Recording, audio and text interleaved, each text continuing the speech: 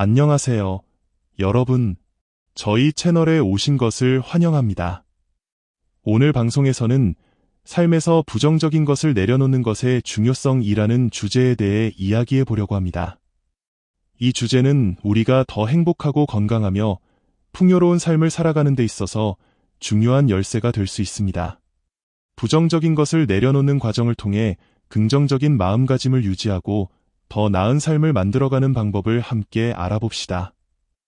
행복하고 풍요로운 삶은 단순히 외부 환경이나 물질적인 요소에 의해 결정되지 않습니다.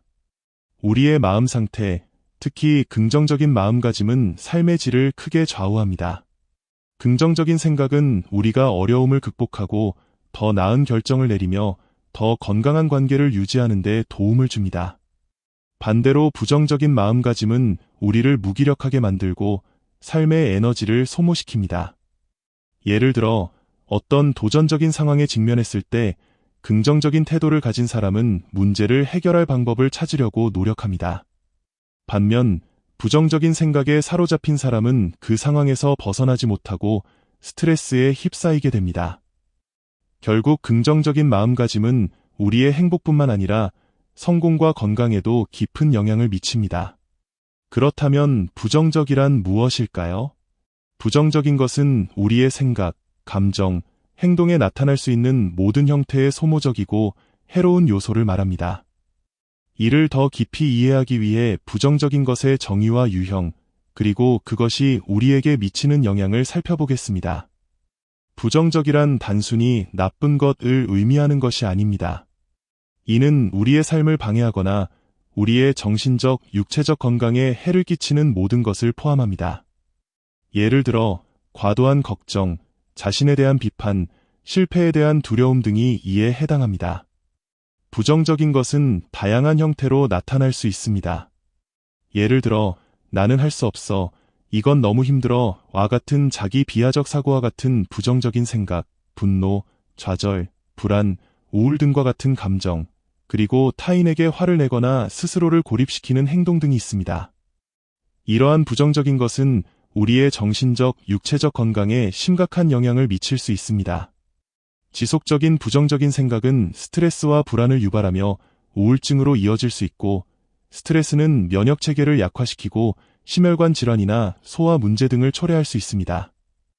결국 부정적인 것은 우리의 삶 전반에 걸쳐 해로운 영향을 미치며 이를 방치하면 더 큰 문제로 발전할 수 있습니다. 그렇다면 부정적인 것은 왜 생길까요? 이는 단순히 개인의 성격이나 기질 때문만은 아니며 다양한 외부 요인과 내면의 갈등이 부정적인 것을 유발할 수 있습니다. 현대사회는 우리에게 끊임없이 높은 기대와 요구를 강요하며 직장에서의 높은 성과 요구나 다른 사람들과 자신을 비교하며 느끼는 열등감과 같은 사회적 압박은 우리가 스스로를 부정적으로 보게 만들고 스트레스를 증가시킵니다.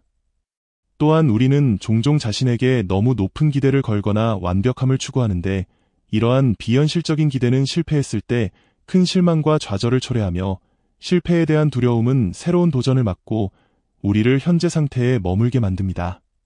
더불어 가족, 친구, 동료 등과의 관계에서 발생하는 갈등도 부정적인 감정을 유발할 수 있는데, 예를 들어 오해나 소통 부족으로 인한 갈등, 타인의 비판이나 무시에 대한 과민 반응 등이 우리의 자존감을 낮추고 스트레스를 증가시키는 요인이 될 수 있습니다.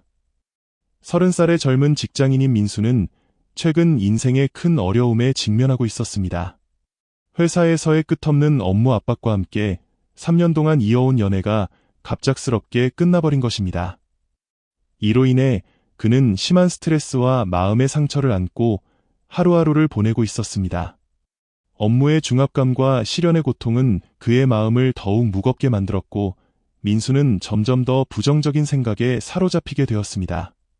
그는 매일 밤 술에 의존하며 잠에 들곤 했고, 때로는 모든 것을 포기하고 싶다는 생각까지 들었습니다. 어느 주말 아침, 민수는 이런 상태에서 벗어나기 위해 어디론가 떠나기로 결심했습니다. 그는 도시의 소음과 번잡함을 뒤로하고 한적한 산속으로 향했습니다. 산길을 따라 걷던 그는 우연히 작은 사찰을 발견했습니다. 사찰은 고요하고 평화로운 분위기를 자아내며 혼자 산중턱에 자리 잡고 있었습니다. 민수는 문득 이곳에서 마음의 안정을 찾을 수 있을 것 같다는 생각이 들어 사찰 안으로 들어갔습니다. 사찰 안에는 한 노승이 앉아 책을 읽고 있었습니다. 노승은 나이가 지긋해 보였지만 그의 얼굴에는 깊은 평온함과 따뜻함이 묻어 있었습니다.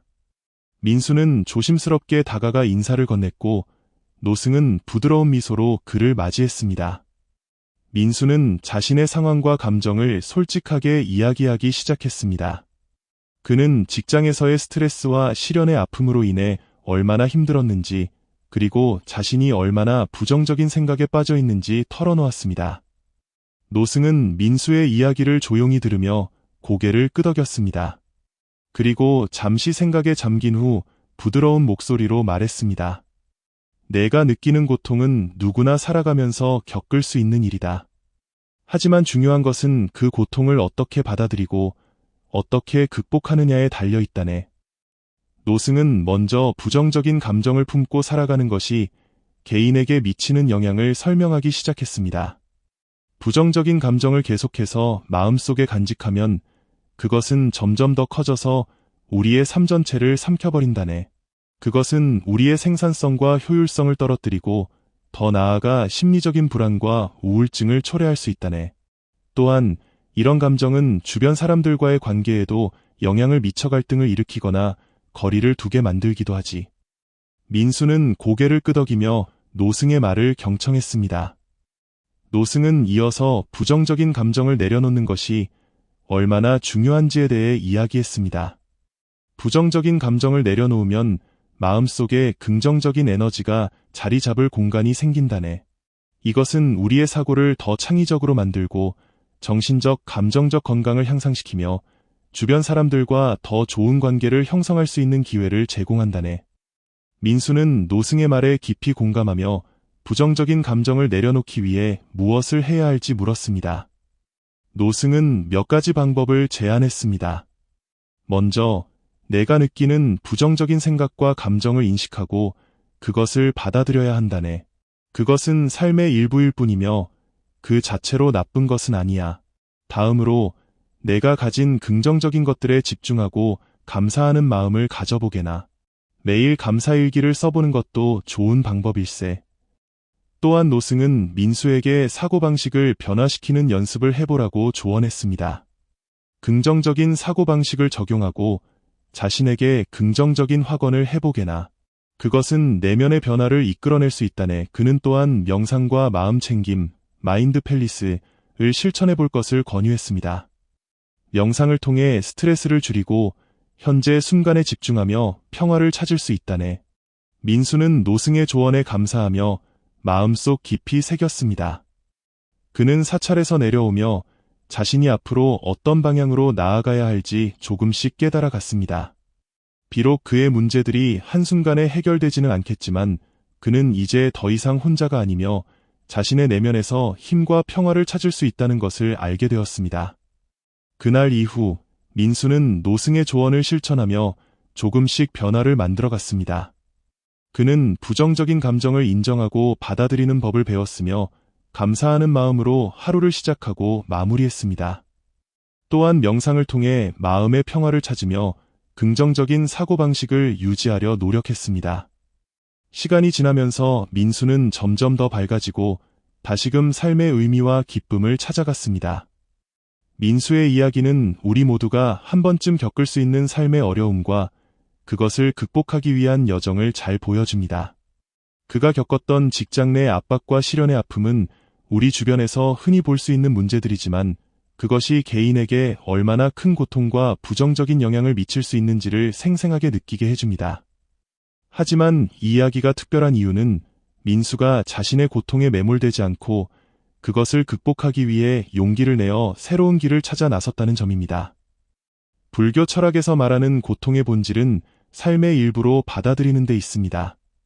고통은 피할 수 없는 것이며 그것을 억지로 부정하거나 외면하려고 할수록 더 큰 괴로움으로 다가옵니다.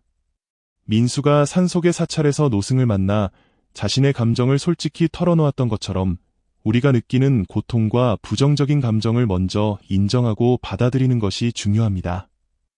이는 불교에서 말하는 있는 그대로를 보는 지혜와도 연결됩니다. 고통을 억누르기보다는 그것을 있는 그대로 직면하고 이해하려는 태도가 필요합니다. 노승이 민수에게 전한 조언들은 단순하면서도 깊은 의미를 담고 있습니다. 부정적인 감정을 내려놓고 긍정적인 에너지를 받아들인다는 것은 단순히 마음의 평화를 찾는 것뿐만 아니라 우리의 삶 전반에 걸쳐 긍정적인 변화를 가져올 수 있는 중요한 열쇠입니다. 감사하는 마음을 가지는 것, 긍정적인 사고를 연습하는 것, 그리고 명상과 마음 챙김을 통해 현재 순간에 집중하는 것은 우리가 일상 속에서 실천할 수 있는 작지만 강력한 도구들입니다. 민수가 노승의 조언을 실천하며 조금씩 변화를 만들어 갔던 것처럼 우리도 자신의 내면을 들여다보고 스스로를 변화시킬 수 있습니다. 물론 이러한 변화는 하루아침에 이루어지지 않습니다. 하지만 작은 실천들이 쌓여 우리의 삶을 더 나은 방향으로 이끌어 줄 것입니다. 감사 일기를 쓰며 하루의 긍정적인 순간들을 기록하거나 매일 몇 분이라도 명상에 시간을 투자해보는 것은 그 시작점이 될 수 있습니다. 이러한 작은 노력들이 쌓이면 우리의 사고방식과 감정 상태에도 놀라운 변화가 찾아올 것입니다. 이 이야기는 또한 우리에게 공동체의 중요성을 상기시켜줍니다. 민수가 혼자서 고통 속에 있을 때 그는 점점 더 부정적인 생각에 빠져들었지만 노승과의 대화를 통해 새로운 시각과 위로를 얻을 수 있었습니다. 우리도 주변 사람들과 자신의 이야기를 나누고 서로가 겪는 어려움을 이해하며 지지해주는 공동체를 형성할 필요가 있습니다. 서로의 이야기를 공유하고 공감하는 과정에서 우리는 더 큰 용기와 힘을 얻을 수 있습니다. 여러분도 민수의 이야기처럼 자신의 삶에서 겪었던 어려움과 그것을 극복했던 경험들을 나눠보세요. 여러분의 이야기는 누군가에게 큰 위로와 영감을 줄 수 있을 것입니다. 우리 모두는 서로 다른 삶을 살고 있지만 고통과 극복의 과정에서 공통된 인간적인 경험을 나눌 수 있습니다. 이러한 공유와 공감이 우리의 공동체를 더욱 따뜻하고 강하게 만들어줄 것입니다. 마지막으로 이 글을 읽으신 여러분께 한 가지 부탁드리고 싶습니다.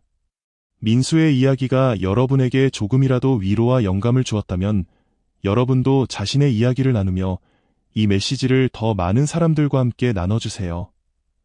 그리고 이 채널에 가입하여 더 많은 사람들이 서로의 이야기를 공유하고 공감할 수 있는 공간을 만들어가는 데 동참해주세요. 여러분의 참여가 더 큰 변화를 만들어낼 수 있습니다.